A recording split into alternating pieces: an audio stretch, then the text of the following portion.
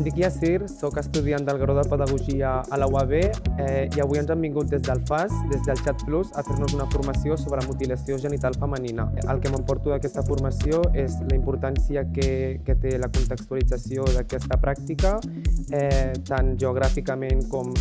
originalment i també com m'ha obert el cap a seguir investigant i aprendre més sobre aquestes pràctiques perquè crec que és molt important sent pedagogs, ja que ens pot tocar fer un acompanyament a alguna de les persones implicades.